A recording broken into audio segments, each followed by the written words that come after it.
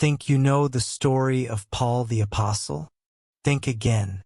Before he became the voice of Christianity, before he authored half of the New Testament, Paul was its most feared enemy. A man whose passion for eradicating the fledgling Christian faith was as fierce as it was relentless. A brilliant scholar, he wasn't just a skeptic. He was a man on a mission, determined to crush the very foundation of a movement he believed threatened everything he knew. But the man who once sought to silence Christianity's voice would become its loudest advocate. What was it that transformed this enemy of the cross into its most iconic champion? Journey through the untold chapters of Paul's life, where faith, redemption, and the power of transformation collide in ways that will change everything you thought you knew. This isn't just Paul's story. It's the story of a man who was reborn, forever altering the course of history. Before he wrote half the New Testament, before he became Christianity's greatest missionary, Paul was its most feared enemy. This brilliant young scholar didn't just disagree with Christians, he made it his mission to erase them from existence. House by house, family by family, he systematically hunted down believers and threw them into prison. Then on one ordinary day, everything changed.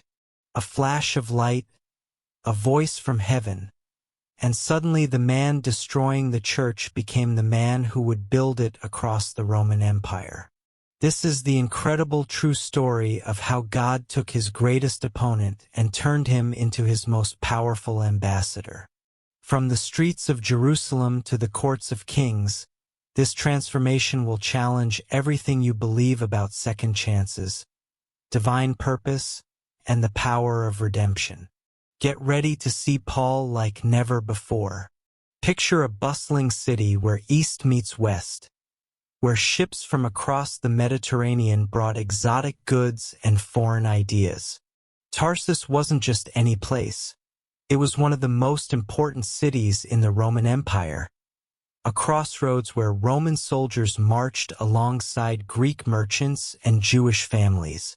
The air was thick with different languages, the smell of spices from distant lands, and the sound of commerce that never stopped.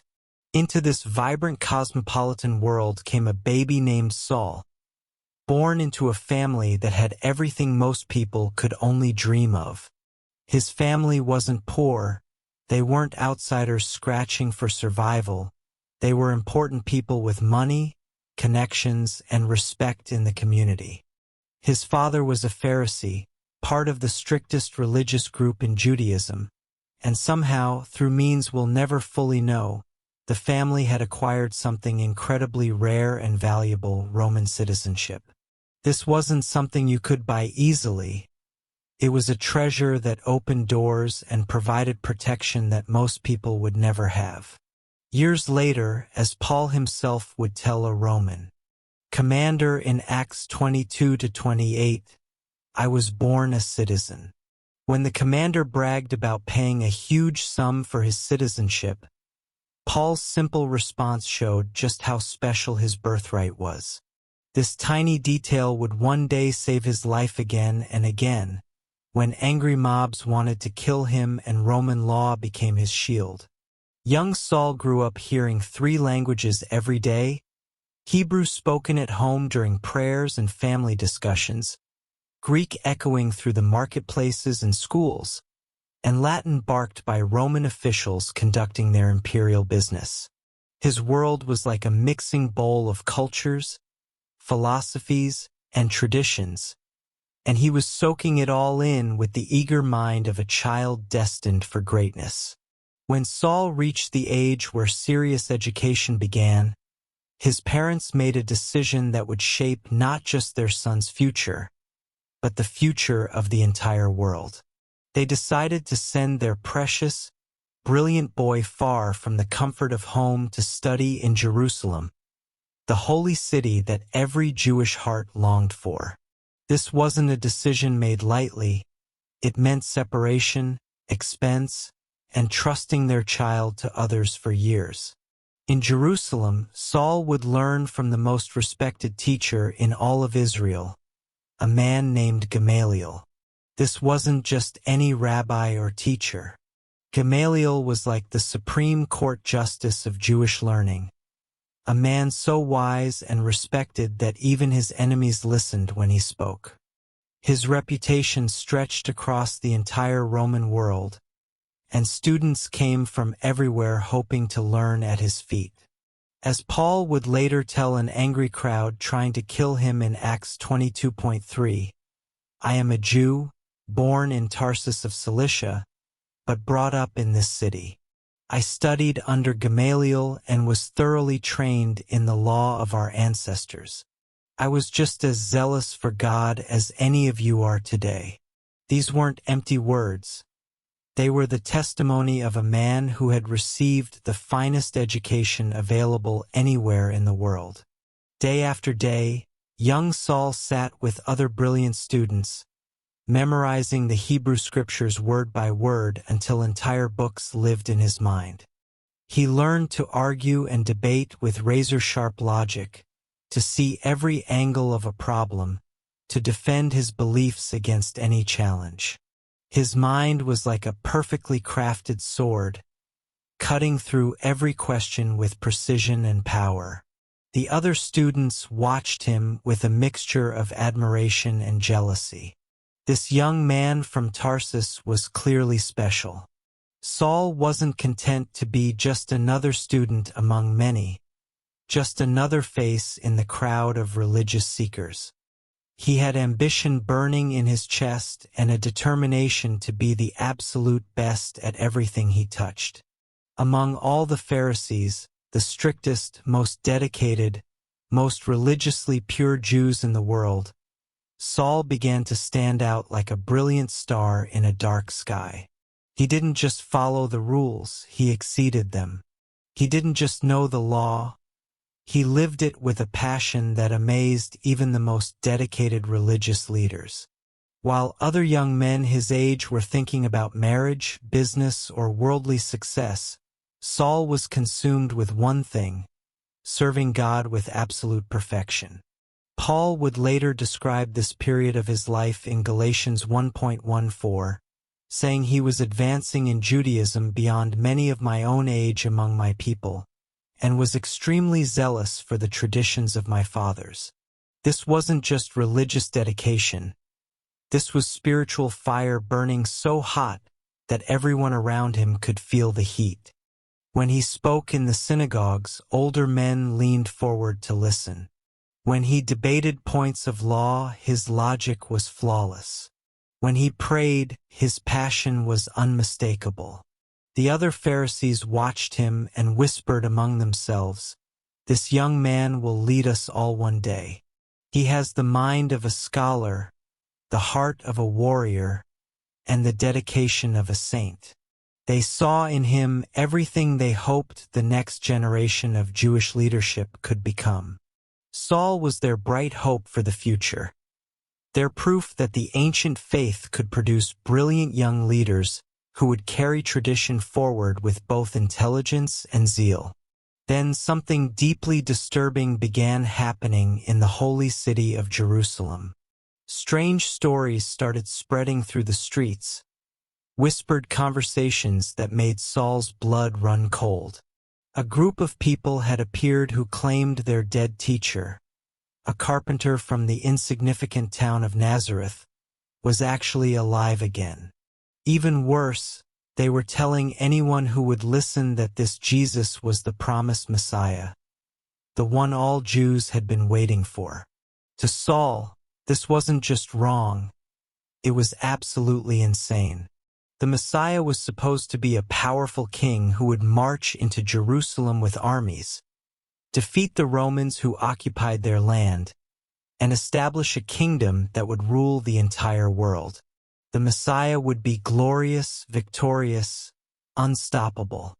Instead, these deluded people were talking about someone who had died the most shameful death possible, crucifixion, reserved for the worst criminals and rebels.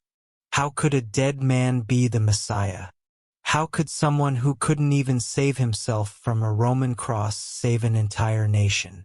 The very idea was not just ridiculous, it was blasphemous, dangerous, and threatening to everything Saul held sacred.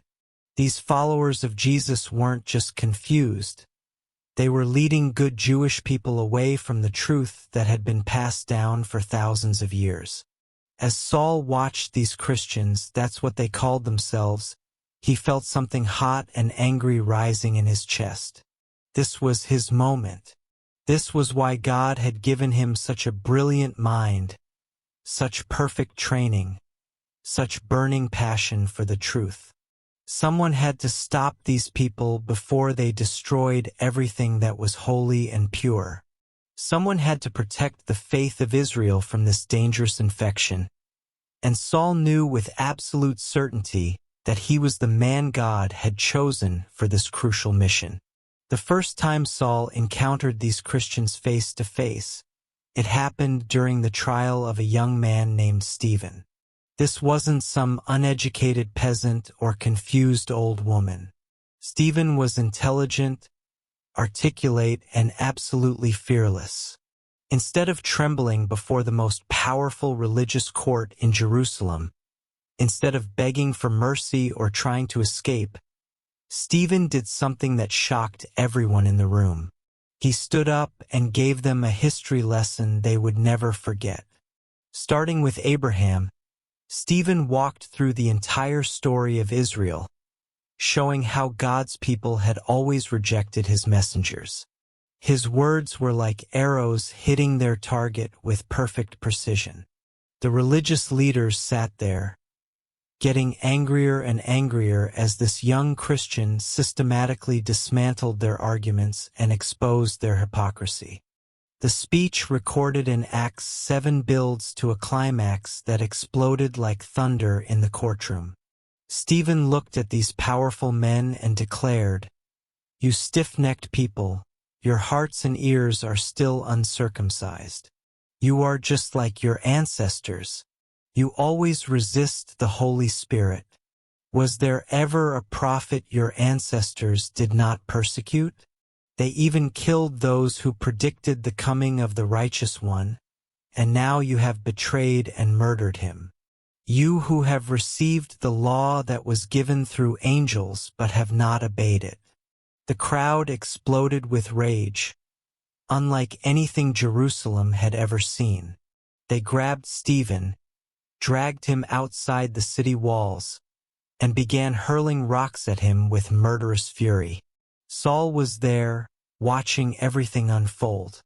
As Acts 7:58 tells us, the witnesses laid their coats at the feet of a young man named Saul.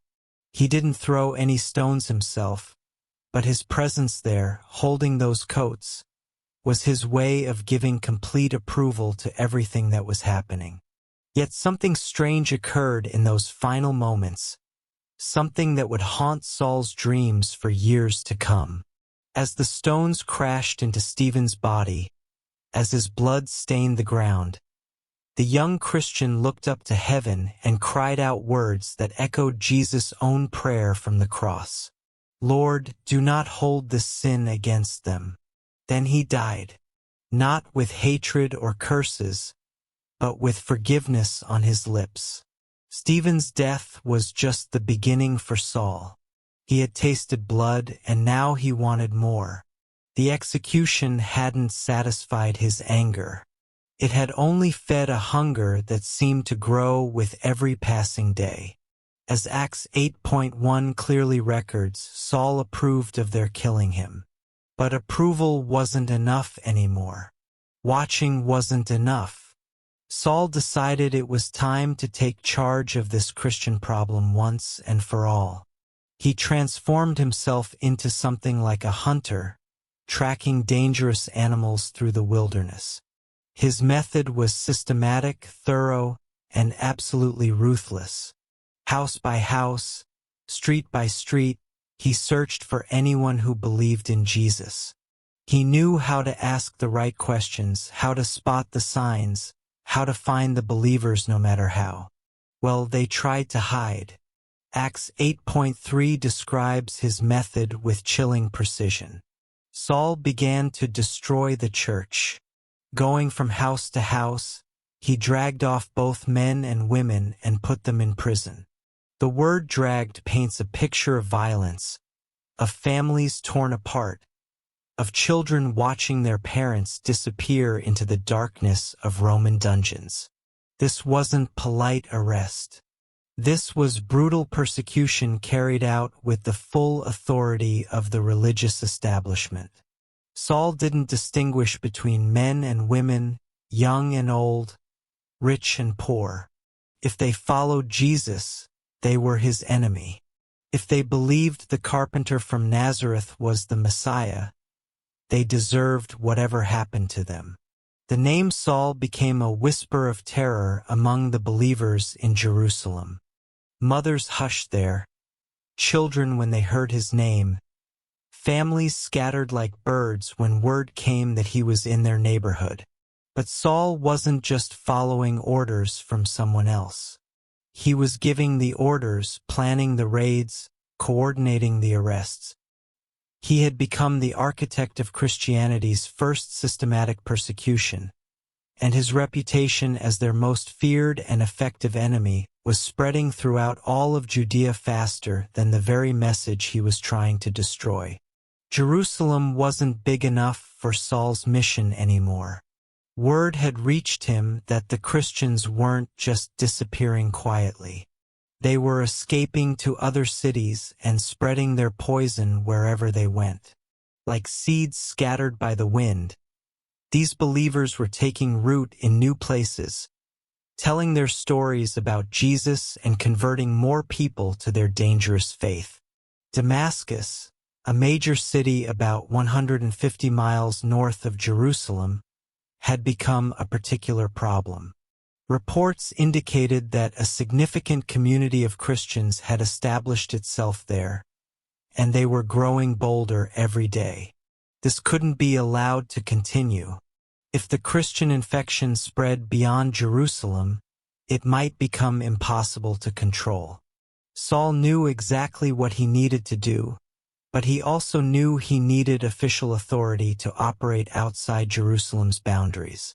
So he went straight to the high priest, the most powerful religious leader in all of Judaism, with a carefully planned proposal. As Acts 9:1-2 records the moment, Saul was still breathing out murderous threats against the Lord's disciples. He went to the high priest and asked him for letters to the synagogues in Damascus, so that if he found any there who belonged to the way, whether men or women, he might take them as prisoners to Jerusalem. The phrase, breathing out murderous threats, reveals something chilling about Saul's state of mind. This wasn't calm, calculated justice. This was a man consumed by rage, a man who lived and breathed hatred for these Christians. The high priest, recognizing both Saul's effectiveness and his burning passion for the cause, smiled and handed him the official documents he needed. Now Saul had something incredibly powerful, legal authority to arrest Christians anywhere he found them. These letters were like blank checks for persecution, giving him the right to walk into any synagogue in the Roman Empire and demand cooperation in hunting down believers. His reputation as Christianity's greatest enemy was spreading faster than the very message he was trying to stop, and soon every Christian community would know that Saul of Tarsus was coming for them. With his precious official papers tucked safely in his traveling pack, Saul gathered a small group of trusted men and began making final preparations for the journey to Damascus.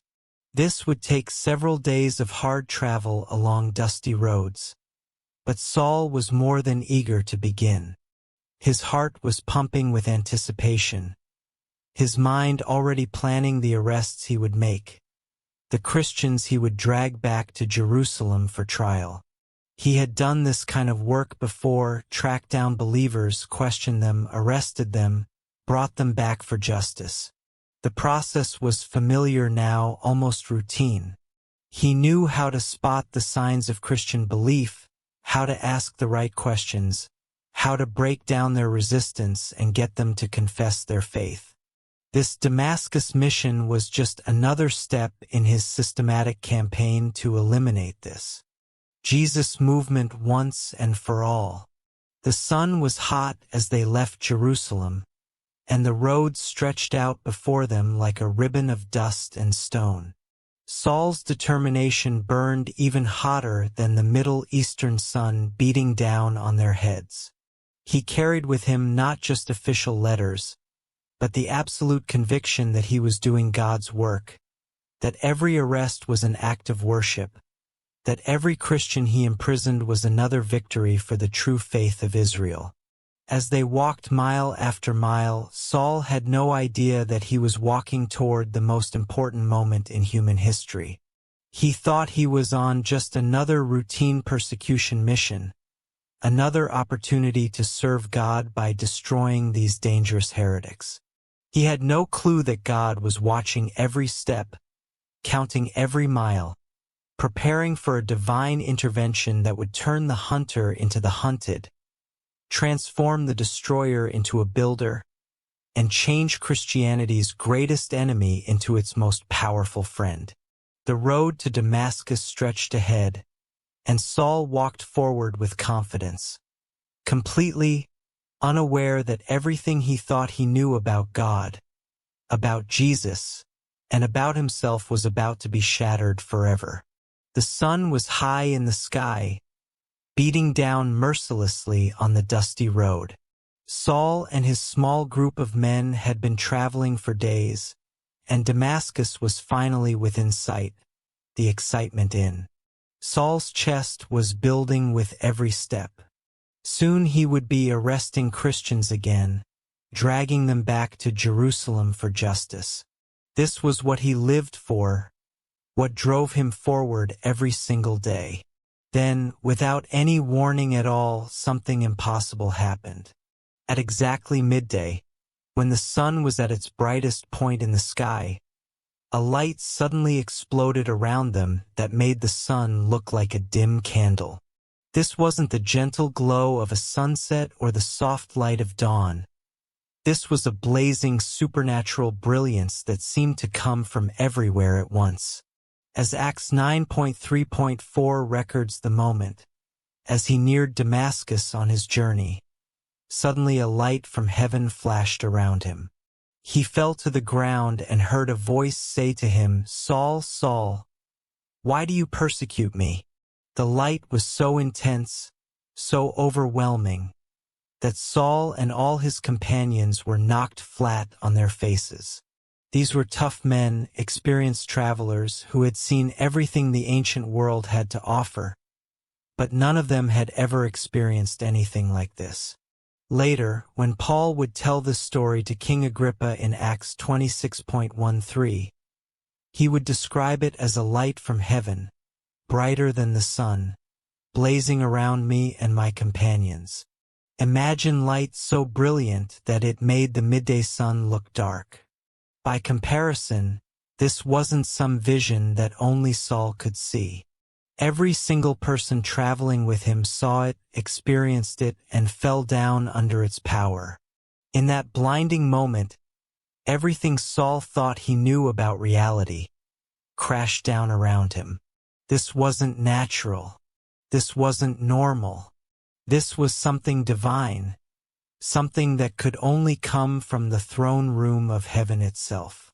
The man who had been so confident, so sure of his mission, was suddenly face down in the dirt, completely helpless before a power greater than anything he had ever imagined.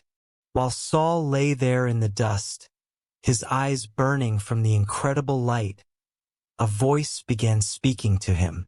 But this wasn't just any voice.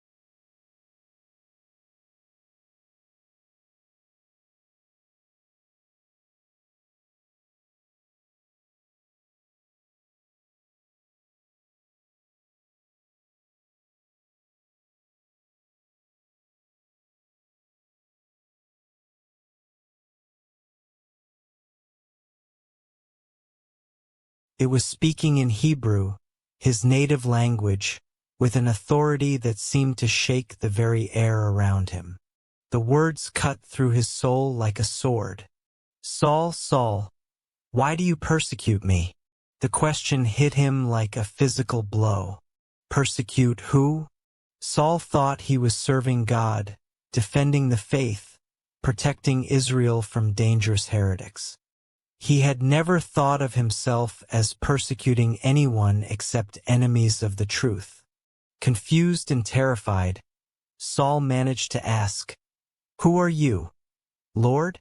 The answer that came back destroyed his entire world in a single sentence.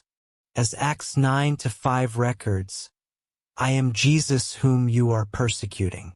Jesus, the name that Saul hated more than any other name on earth. The carpenter from Nazareth who had died on a Roman cross. The false Messiah whose followers Saul had been hunting down and destroying. But this Jesus wasn't dead. He was alive, speaking from heaven, surrounded by light brighter than the sun. And worse than that, Saul suddenly realized that every time he had arrested a Christian, every time he had thrown a believer into prison, every time he had approved of their execution, he had been attacking Jesus himself.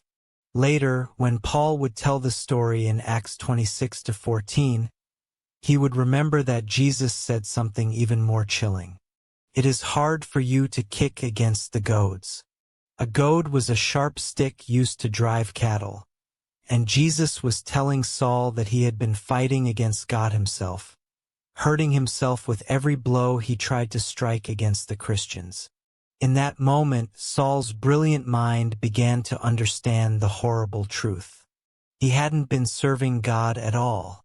He had been God's enemy. He hadn't been protecting the faith. He had been attacking it. Everything he thought was right was wrong. Everything he thought was wrong was right. The man he thought was a dead heretic was actually the living Son of God. When Saul finally tried to stand up and open his eyes, he discovered something terrifying. He couldn't see anything at all. The brilliant light that had knocked him down had burned out his vision completely. As Acts 9-8 tells us, Saul got up from the ground, but when he opened his eyes, he could see nothing, so they led him by the hand into Damascus. Picture this. Proud, independent man who had always been in control of everything, suddenly becoming helpless as a child. His companions had to take him by the hand and lead him like a blind beggar through the gates of the very city where he had planned to be a conquering hero. Instead of marching in as the feared persecutor with official letters and royal authority, he stumbled in as a broken, sightless man who needed help with every step. They brought him to a house on Straight Street, and there Saul sat in complete darkness for 3 long days and nights. Acts 9-9 records, "For 3 days he was blind and did not eat or drink anything." Think about that. 3 days without food, 3 days without water, 3 days without sight. His body was shutting down, but his mind was working harder than it ever had in his entire life. During those 3 days of physical darkness, Saul was wrestling with the most shattering revelation any human being could face. Everything he had believed about God was wrong. Everything he had done in God's name was actually fighting against God. The Christians he had been persecuting weren't heretics. They were God's true people. The Jesus he had been trying to destroy wasn't a false Messiah. He was the real one. These 3 days paralleled Jesus' 3 days in the tomb. But while Jesus had died for the sins of the world, Saul was experiencing the death of everything. He thought he knew about himself, about God, and about truth. In that darkness, the old Saul, the persecutor, the enemy of Christ, was dying and something completely new was being born. While Saul sat in his darkness, wrestling with his shattered world, God was preparing someone else for a role in this incredible story. In Damascus lived a Christian named Ananias, not one of the famous apostles, not a great leader or powerful preacher, just an ordinary believer trying to live quietly for Jesus in a dangerous world. Suddenly, God spoke to him in a vision. As Acts 9, 10, 11 records, in Damascus there was a disciple named Ananias. The Lord called to him in a vision, "Ananias." "Yes, Lord," he answered. The Lord told him, "Go to the house of Judas on Straight Street and ask for a man from Tarsus named Saul, for he is praying." Ananias must have thought he was hearing things wrong. Saul, the most feared persecutor of Christians in the entire world, the man who had come to Damascus specifically to arrest people like Ananias, God wanted him to go find this monster and help him. Ananias' response, recorded in Acts in verses 13 to 14, shows just how terrified he was. "Lord, I have heard many reports about this man and all the harm he has done to your holy people in Jerusalem. And he has come here with authority from the chief priests to arrest all who call on your name." In other words, God, are you absolutely sure about this? This is the man who's been killing us. But God had a plan that was bigger than Ananias' fear. As Acts September 15, 16 records God's response, "Go, this man is my chosen instrument to proclaim my name to the Gentiles and their kings and to the people of Israel. I will show him how much he must suffer for my name." God was telling Ananias that this persecutor was actually chosen to become the greatest missionary who would ever live. Ananias faced a choice that would take incredible courage. He could obey God and risk his life by approaching the most dangerous enemy the Christians had, or he could play it safe and stay hidden. The fact that he chose to obey, despite his terror, shows the kind of faith that changes the world. Ananias made his way through the streets of Damascus to the house on Straight Street, his heart probably pounding with every step. When he found Saul, he did something absolutely amazing. Instead of approaching him as an enemy or even as a dangerous stranger, Ananias came to him as a brother. Acts 9:17 records the moment. Then Ananias went to the house and entered it. Placing his hands on Saul, he said, "Brother Saul, the Lord Jesus, who appeared to you on the road as you came here, has sent me so that you may see again and be filled with the Holy Spirit." Notice that word, brother. Ananias called this persecutor Brother Saul. The man who had been hunting Christians was now being welcomed into the family by one of the very people he had come to arrest. This wasn't just forgiveness. This was instant, complete acceptance as a fellow believer. The moment Ananias placed his hands on Saul, something miraculous happened. Acts 9:18 tells us immediately something like scales fell from Saul's eyes and he could see again. He got up and was baptized. The word immediately shows that this wasn't a gradual healing. It was instant supernatural restoration. But the scales that fell from Saul's eyes weren't just physical. For the first time in his life, he could see spiritual truth clearly. The man who had been spiritually blind while physically seeing perfectly was now spiritually awakened. He could see that Jesus really was the Messiah. He could see that the Christians had been right all along. He could see that God's plan was bigger and more beautiful than anything he had ever imagined. The baptism that followed wasn't just a religious ceremony. It was Saul's public declaration that he was no longer the enemy of these people. He was one of them now. The persecutor had become a believer. The hunter had become part of the flock. The enemy had become family. What happened next shocked everyone in Damascus beyond belief. Instead of quietly slipping away, instead of keeping his conversion secret, instead of gradually easing into his new faith, Saul did something that turned the entire city upside down. Acts 9:20 records the incredible moment. At once, he began to preach in the synagogues that Jesus is the Son of God. The phrase "at once" shows that Saul didn't wait weeks or months or even days. Within hours of regaining his sight, he was standing up in the very synagogues where he had planned to arrest Christians, proclaiming that Jesus was exactly who the Christians said he was. Can you imagine the shock? Picture the Jews in Damascus who had heard that the famous persecutor Saul was coming to clean out their Christian problem. They were probably preparing to help him, to point out the believers in their community, to assist in the arrests. Instead, they heard this same man declaring that Jesus was the Son of God, the very message that had gotten so many other people arrested and executed.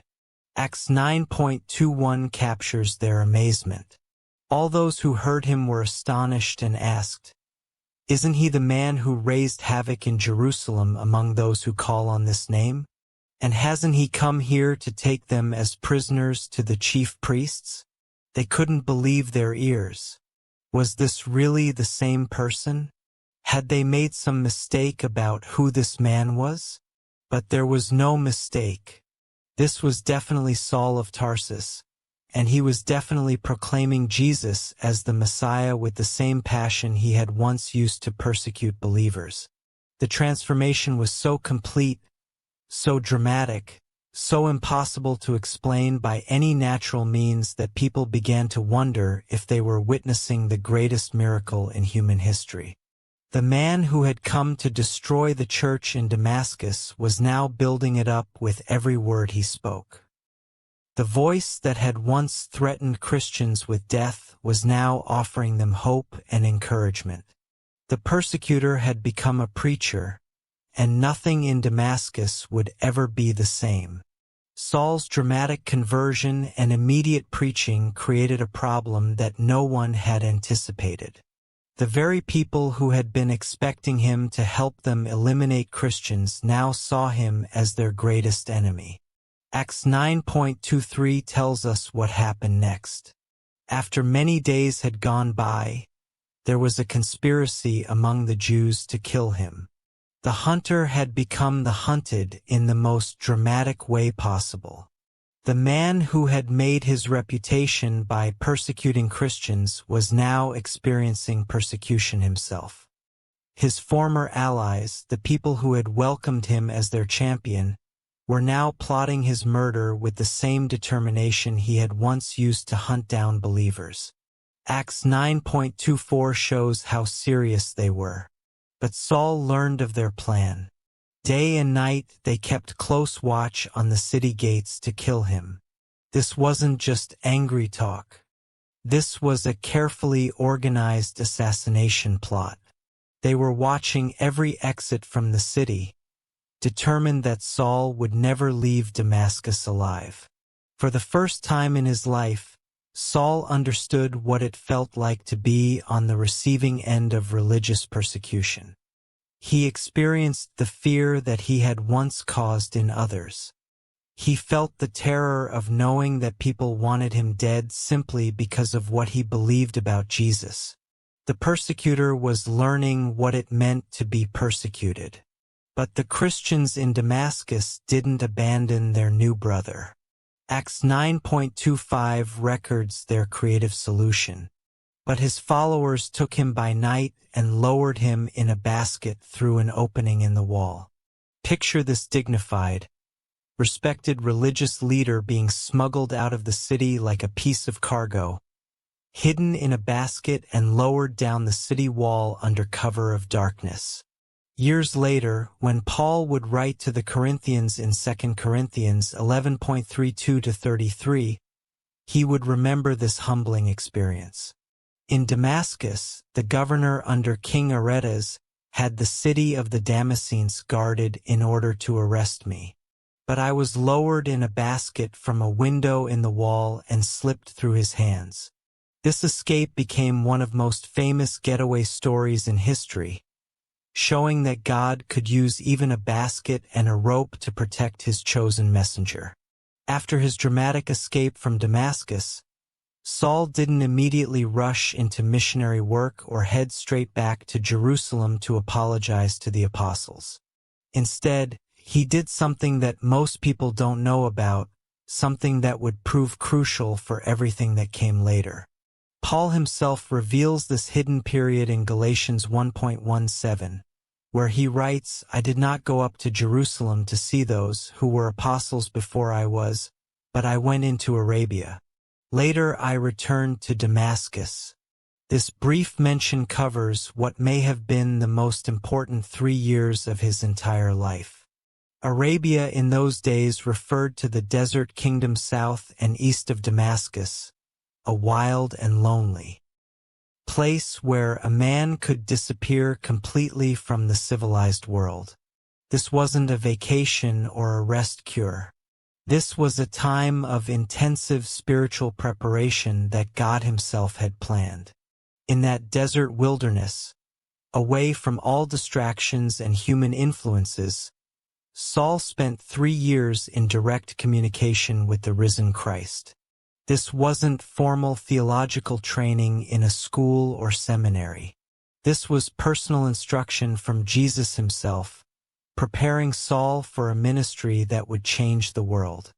Paul would later refer to this time in Galatians January 11:12 saying, "I want you to know, brothers and sisters, that the gospel I preached is not of human origin. I did not receive it from any man, nor was I taught it. Rather, I received it by revelation from Jesus Christ." During those 3 years in Arabia, Jesus was personally teaching Saul everything he would need to know to become the apostle to the Gentiles. Think about what this means. While the other apostles had walked with Jesus during his earthly ministry, Saul was receiving his training directly from the glorified risen Christ.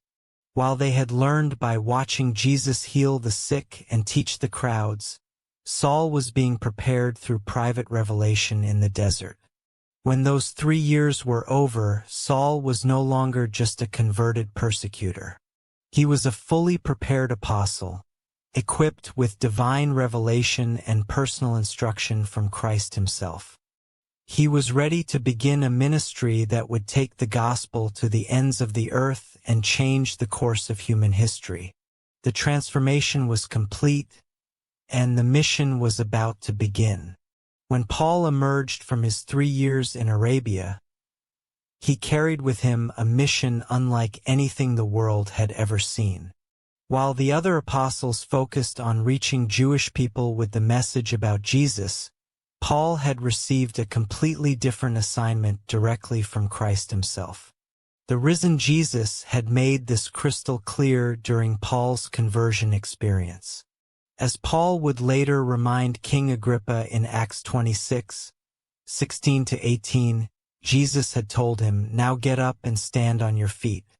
I have appeared to you to appoint you as a servant and as a witness of what you have seen and will see of me. I will rescue you from your own people and from the Gentiles. I am sending you to them to open their eyes and turn them from darkness to light and from the power of Satan to God, so that they may receive forgiveness of sins and a place among those who are sanctified by faith in me." The word Gentiles meant everyone who wasn't Jewish, Romans, Greeks, Egyptians, barbarians, slaves, kings, philosophers, and peasants. This was revolutionary thinking. For centuries, most Jews believed that you had to become Jewish first before you could truly know God. The idea that foreigners could come directly to God through Jesus without following Jewish customs was shocking to many people. Paul understood that calling was to tear down the walls that separated people. As he would later write to the Ephesians in Ephesians 2:14, Christ has made the two groups one and has destroyed the barrier, the dividing wall of hostility. This wasn't just about religion. This was about creating a completely new kind of human family where race, culture, and background didn't matter. The other apostles would continue their important work among the Jewish people, but Paul was called to something different. He was called to prove that the gospel was for absolutely everyone, everywhere, no matter who they were or where they came from. This mission would take him to places no Jewish teacher had ever gone and force him to solve problems no one had ever faced before. Paul wasn't the kind of person who just wandered around hoping to bump into people who might want to hear about Jesus. His brilliant mind approached missionary work like a military general planning a campaign. He studied maps, analyzed trade routes, and targeted the most important cities in the Roman Empire with surgical precision. His strategy was simple but genius. If you could establish strong churches in the major commercial and cultural centers, the gospel would spread naturally through the existing networks of travel, trade, and communication. Merchants would carry the message along with their goods. Travelers would take the story to distant cities. Slaves and soldiers would bring the news to places Paul could never personally visit. Acts 13:13-14 shows us his method in action. From Paphos, Paul and his companions sailed to Perga in Pamphylia, where John left them to return to Jerusalem. From Perga they went on to Pisidian Antioch. On the Sabbath they entered the synagogue and sat down. Notice that Paul didn't stop in small villages or remote areas. He went straight to Antioch, one of the most important cities in the region. Later, Acts 18:1 tells us after this, Paul left Athens and went to Corinth. Corinth wasn't chosen randomly. It was one of the richest, most influential cities in Greece, perfectly positioned to spread the gospel throughout the Mediterranean world. When Paul established a church there, he knew the message would travel with every ship that left Corinth's busy harbors. The same pattern continued everywhere Paul went. Ephesus was the commercial capital of Asia Minor. Thessalonica controlled the main highway across northern Greece. Philippi was a major Roman colony. Each city Paul chose was like placing a lighthouse on a hill. The gospel would shine out from these centers and illuminate the entire region. This wasn't accident or coincidence. Paul was thinking generations ahead, planning for a time when he wouldn't be alive to personally spread the message. By establishing strong churches in strategic locations, he was creating a network that would continue growing long after he was gone. If someone had told Paul that following Jesus meant a life of comfort and ease, they would have been preparing him for the wrong mission entirely. From the moment he began preaching about Christ, Paul's life became a catalog of suffering that would have broken most people completely. Paul himself gave us the shocking details when he wrote to the Corinthians in 2 Corinthians 11:23-27. I have worked much harder, been in prison more frequently, been flogged more severely, and been exposed to death again and again. 5 times I received from the Jews the 40 lashes minus 1. 3 times I was beaten with rods. Once I was pelted with stones. 3 times I was shipwrecked. I spent a night and a day in the open sea. I have been constantly on the move. I have been in danger from rivers, in danger from bandits, in danger from my fellow Jews, in danger from Gentiles, in danger in the city, in danger in the country, in danger at sea, and in danger from false believers. I have labored and toiled and have often gone without sleep. I have known hunger and thirst and have often gone without food. I have been cold and naked. Think about what this list means. 5 times Paul was tied up and whipped 39 times with leather strips that tore his back to shreds. 3 times Roman soldiers beat him with wooden rods until his bones were probably broken. Once an angry mob threw rocks at him until they thought he was dead and dragged his unconscious body outside the city like garbage. But the physical pain was just part of the story. Paul also faced constant emotional stress from worrying about the churches he had planted. As he wrote in 2 Corinthians 11:28, "Besides everything else, I face daily the pressure of my concern for all the churches." Every day brought new problems, new conflicts, new challenges that required his attention and wisdom. Yet through all of this suffering, Paul never complained that God had given him a raw deal. He never tried to find an easier way to serve Christ. Instead, he saw his suffering as proof that he was truly following Jesus, who had also suffered for the sake of others. The man who had once caused suffering was now willingly accepting it for the sake of the gospel. While Paul was traveling from city to city, planting churches and enduring persecution, he was also doing something that would impact the world for thousands of years. He was writing letters. These weren't casual notes or simple updates. They were carefully crafted documents that would become the theological foundation for Christianity. Through his letters to churches in Rome, Corinth, Galatia, Ephesus, Philippi, Colossae, and Thessalonica, plus personal letters to Timothy, Titus, and Philemon, Paul explained complex spiritual truths in ways that ordinary people could understand.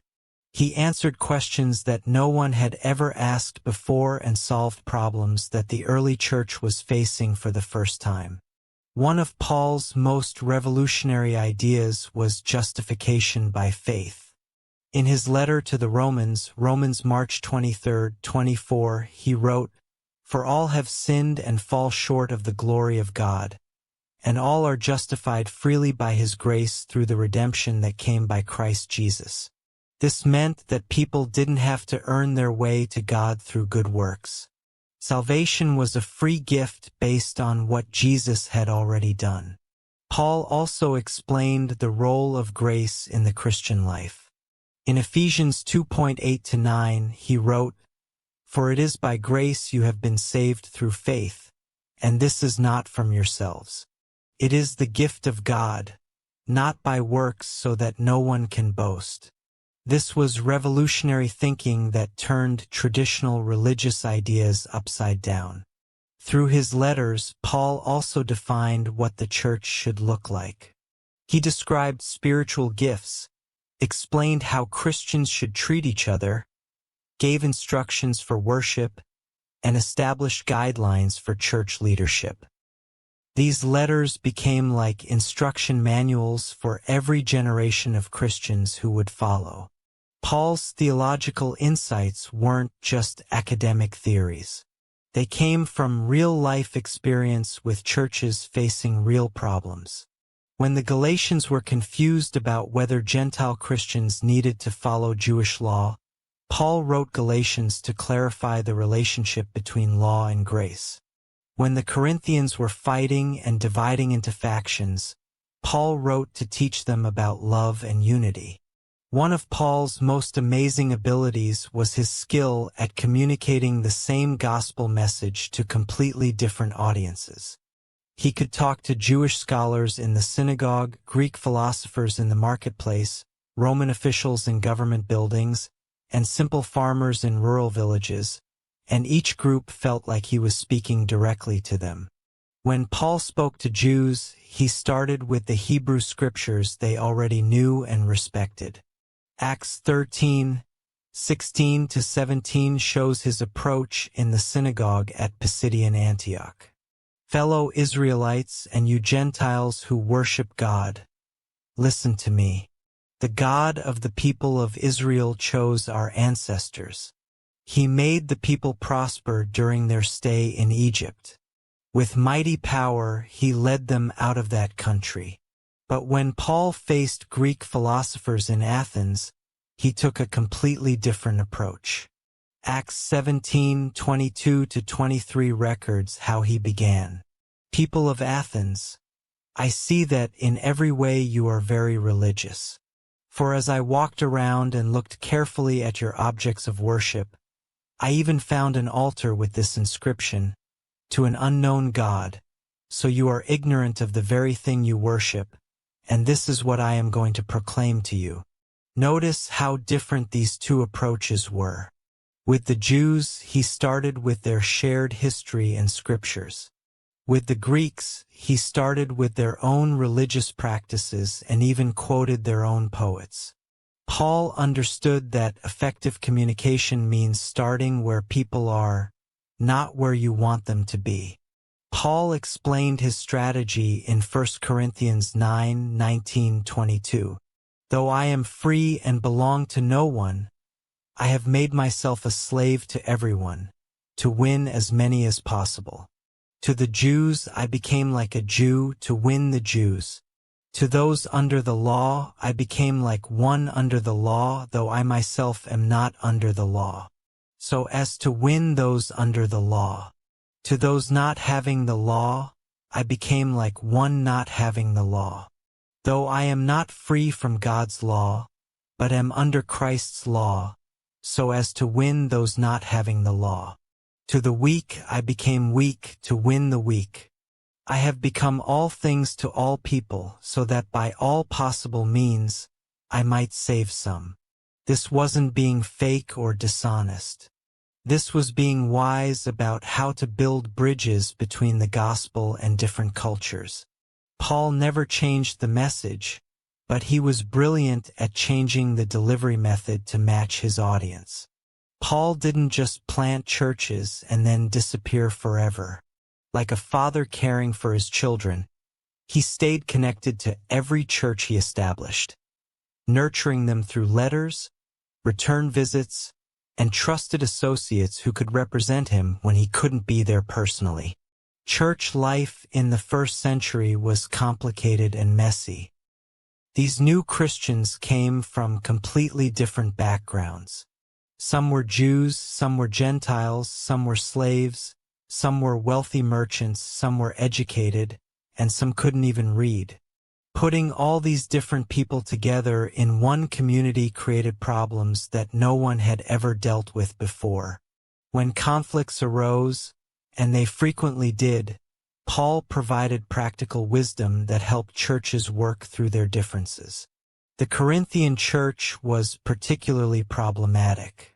They were fighting about everything, which leader to follow, whether to eat meat that had been sacrificed to idols, how to conduct worship services, and even whether resurrection was real. Paul addressed each issue with patience and wisdom.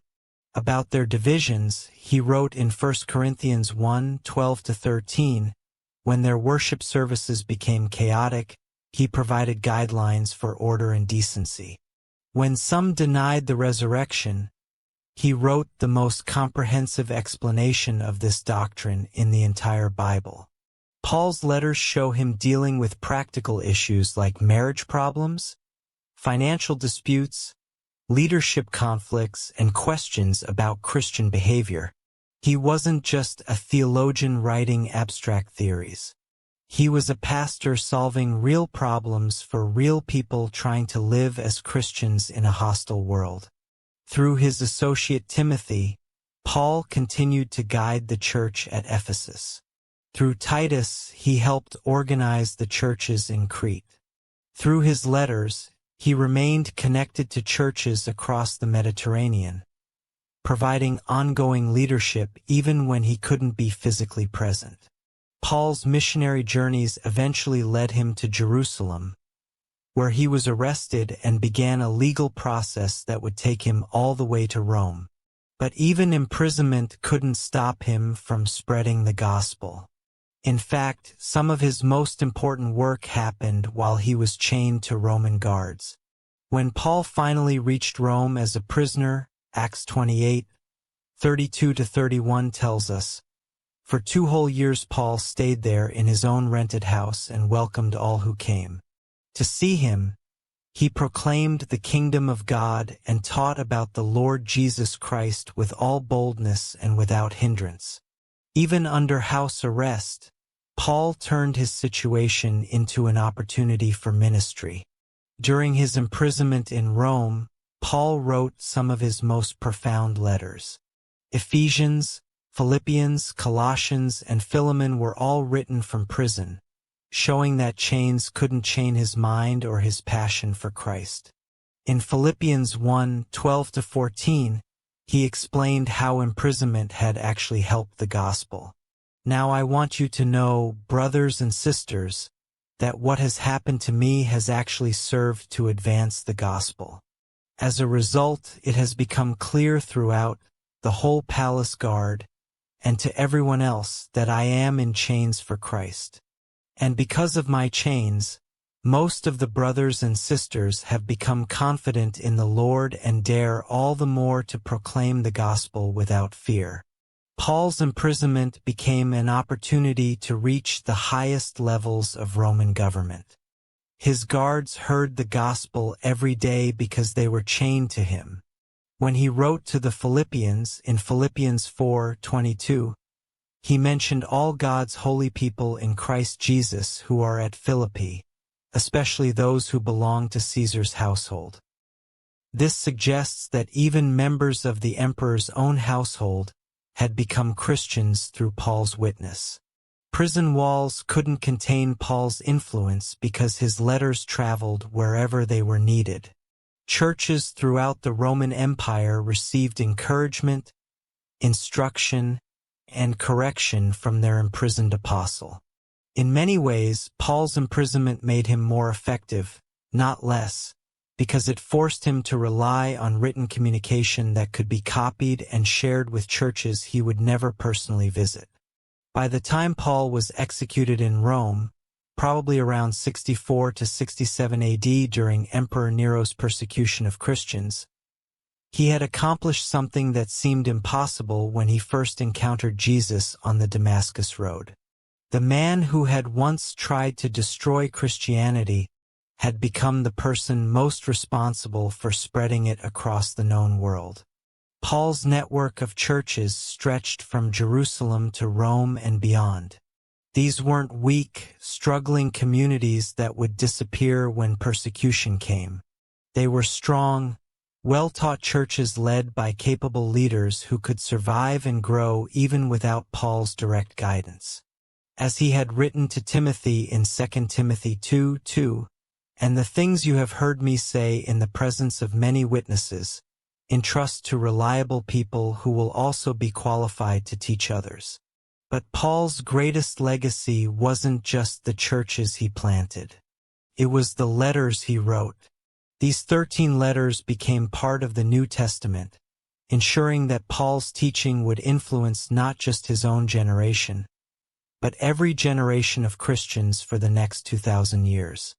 His explanations of salvation by grace, justification by faith, the nature of the church, and Christian living became the foundation for Christian theology. Paul's letters were copied and shared among churches throughout the Roman Empire. As 2 Peter 3:15-16 indicates, they were already being recognized as Scripture during the apostolic period. Bear in mind that our Lord's patience means salvation, just as our dear brother Paul also wrote you with the wisdom that God gave him. He writes the same way in all his letters, speaking in them of these matters. His letters contain some things that are hard to understand, which ignorant and unstable people distort, as they do the other scriptures, to their own destruction. The man who had once persecuted the church had become its greatest builder. The enemy who had tried to silence the gospel had become its most powerful voice. The religious zealot who had fought against Jesus had become his most effective ambassador. Paul's transformation from persecutor to apostle proved that no one is beyond God's reach, and no life is beyond God's ability to use for his purposes. If this story amazed you, hit that subscribe button right now, because we have more incredible biblical stories coming that will blow your mind. Share this video with someone who needs to hear that transformation is possible, that God's grace is bigger than anyone's past, and that the most unlikely people can become God's greatest champions. Comment below what part of Paul's story shocked you the most. And don't forget to turn on notifications so you never miss these life-changing biblical adventures. Your story isn't over yet. God might just have something incredible planned for you too. Thank you so much for watching. See y'all in the next one video.